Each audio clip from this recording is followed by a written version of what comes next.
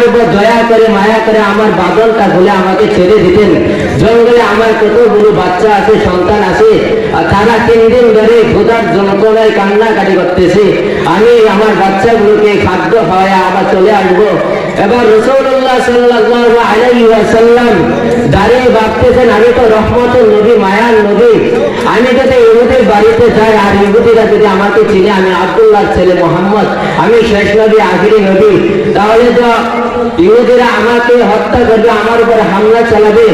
এমন সময় আল্লাহ তাআলা ওহী প্রেরণ করে রাসূলকে জানিয়ে দিলেন, হে মুহাম্মদ, হে পয়গম্বর, আপনি চিন্তিত হবেন না, আপনি পেরেশানিত হবেন না, কারণ আমি আল্লাহ কোরআনকে জিম্মাদারির দায়িত্ব যেমন আমি আল্লাহর হাতে, ঠিক তেমনি আপনাকে জিম্মাদারির দায়িত্ব আমি আল্লাহর হাতে। অতএব আপনি ইহুদির বাড়িতে যান, এই ইহুদি আপনাকে চুল পরিমাণও আক্রমণ বা আঘাত তত্ত্ব আপনাকে করতে পারবে না। অতএব আপনি যদি ইহুদির বাড়িতে যান, হতে পারে আপনার ইহুদি বাড়িতে যাওয়াতে ইহুদির হেদায়েতের রাস্তা ভুলে যাবে।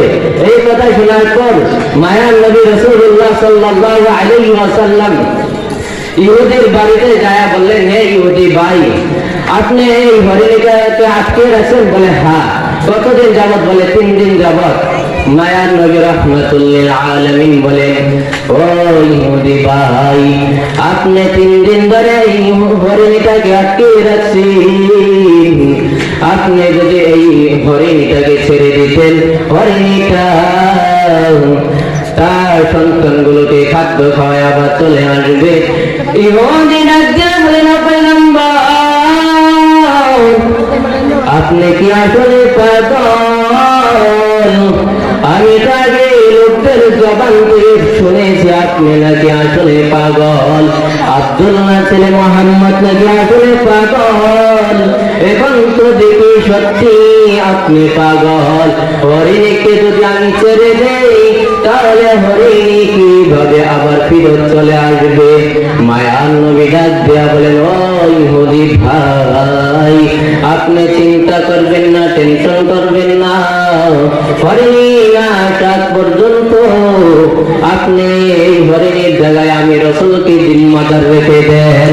হরিণী যতক্ষণ পর্যন্ত না আসে আমি মায়ার নবী রহমতের নবী এখান থেকে পা সামনে আগাবো না।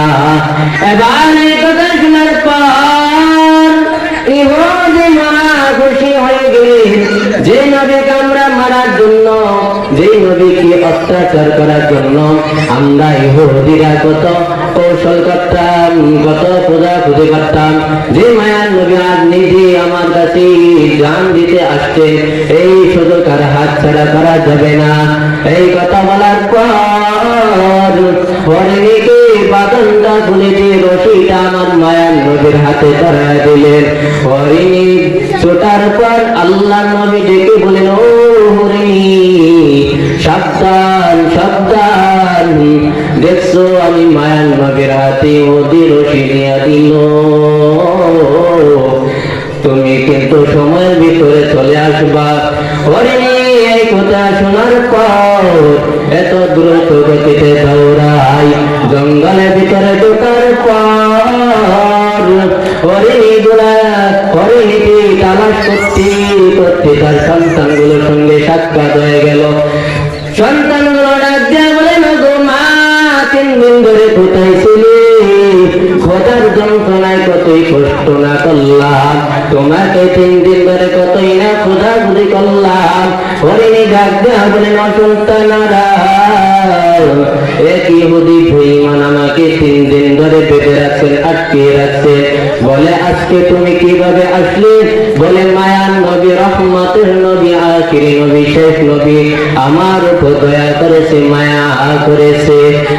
সন্তানগুলো ডাক দেয়া বলেন, গো মা, প্রয়োজনে 3 দিন না খেয়ে থাকলাম, প্রয়োজনে আরো 1 সপ্তাহ না খেয়ে থাকবো, চলো আগে মায়ার নবী চেহারা মোবারক দেখে আসি। হরিণী গুরু সন্তানগুলোকে নিয়ে রওনা হয়ে গেলেন। এইদিকে ইহুদি বেঈমান তলোয়ার নিয়ে দাঁড়িয়ে আছি। হরিণী বুঝি আর আসবে না, আজ আমি মুহাম্মদকে হত্যা করব, আজ আমি মুহাম্মদের উপর অত্যাচার জুলুম করব। এমন সময় ইহুদি ডাক বলেন ও পয়গম্বর কোথায় আপনার হরি আর হরিণী? আজকে তো আপনার জান শেষ প্রাণ শেষ, হরিণী তো আসবে না। মায়ার নবী এমন সময় ডাক দিয়া বলেন ও ইহুদি ভাই, ঘাট ফিরিয়ে তাকায়া দেখেন হরিণী গিয়েছিলেন একটা, সাথে আসছি আরো 3টা হরিণীর। এই দৃশ্য থেকে ইহুদি আশ্চর্য হয়ে গেলেন, নবীর কাছে ডাক দিয়া বলেন ও পয়গম্বর আমি তো আশ্চর্য হয়ে গেলাম, একটা জঙ্গলার হরিণী কিভাবে ছেড়ে দেওয়ার পর আবার চলে আসলেন? নবীর নিকট হরিণীগুলো আসিয়া মাথা নারায়া নারায়া যেন কি বললেন। ইহুদি ডাক দিয়া বলেন ও পয়গম্বর ওই হরিণীগুলো মাথা নারায়া নারায়া যেন কি বলতেছে আমি বুঝছি না, আপনি যদি বুঝাইয়া দিতেন। মায়ার নবী কি বলি ও ইহুদি ভাই, হরিণীগুলো আমাকে সালাম দিয়েছে আর হরিণীর বাচ্চাগুলো আমাকে সালাম দিয়েছে।